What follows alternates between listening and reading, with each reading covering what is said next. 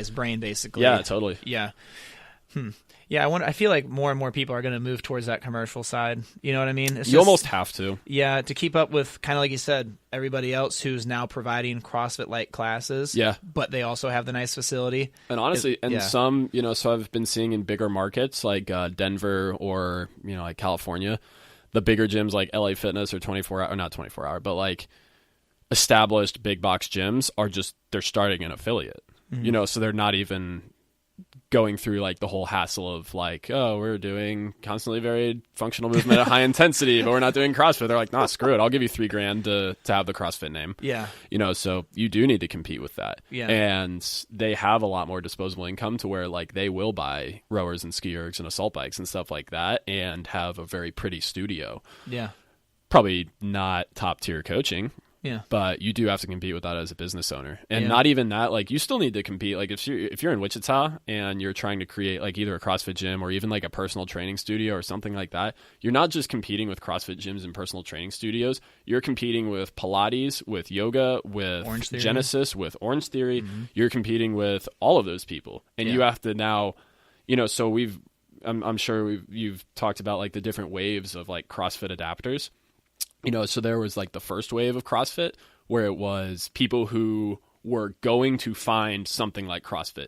They wanted the intensity. They wanted weight vests and wanted the squatting with chains. They wanted to, like if you had a clean gym, they were out. Yeah. Either they were going to create CrossFit or they were going to find CrossFit. Yeah. Not many people like that. There was the second wave, which were people probably like you and me who were like athletic people. And they're like, dude, that looks awesome. I want to compete. I want to do that. Or, something along those lines. And we're kind of, you tap that potential pretty quickly. There's not that many people like that. Yeah. So now we're into this third wave thing where it's people who they have not only do they not like actively want to do CrossFit, they don't even know what CrossFit is. So not only do you have to teach them what it is, you have to teach them why they want it. And you have to like kind of, bait them in a little bit. And you're not going to bait them in with pukey on the wall. No. So it's... Yeah, who's a scary clown guy holding the bucket of puke? Exactly. Yeah, and when I bought AMP, there was literally a mural of pukey. I'm like, we're done with this. We got to get rid of this. This is not who we are. I like your second mural better. Oh, yeah, it's way better. That was way better. Yeah. Well, I think, commercial gyms, you're right. Because it's going to have to still cater to the people that really just love that grungy side because they're still going to get their workout. And I think, too, when they see those guys who love the grungy side, see that the games athletes are using all this beautiful equipment and those guys aren't weak-minded, petty individuals, then they're like, maybe it's okay to have a nice facility to train in and I can still hit it hard. But it's also going to cater to all those people that are like, I don't want the floors to smell like other people's sweat. You know what I mean? It's okay to clean the floors every night. I'm cool with that. You know what I mean?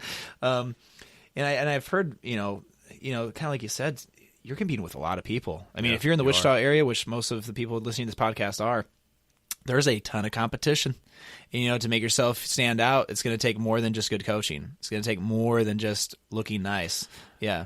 You're going to have a good presentation, and you're going to have to deliver on that presentation. Yeah, absolutely.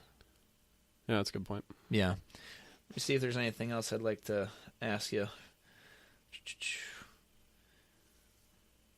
I think that's pretty much it, man. I think I want to finish with just like anything that you'd like to talk about before we call it a day on this podcast, something that you feel is important that people should know, whether it's business, training, coaching, what have you. Yeah, I mean, I think don't lose sight of, like, find your context in what you do, like with CrossFit. And don't lose sight of what CrossFit like initially was. CrossFit was initially supposed to be 1 hour. You would spend, 10, 20 minutes warming up, quick, like 10 or 15 minutes on a strength piece, and then crush a high intensity Metcon. Sometimes you don't even do a strength piece. Like, don't lose sight of the intensity piece. It's not okay. You shouldn't be doing more. You should be doing it harder. Intensity will always be the king in all of this stuff. 20-minute AMRAPs should not be your normal. That should be like the outside, like once every 2 weeks type thing where you're really pushing the envelope in terms of like a longer workout.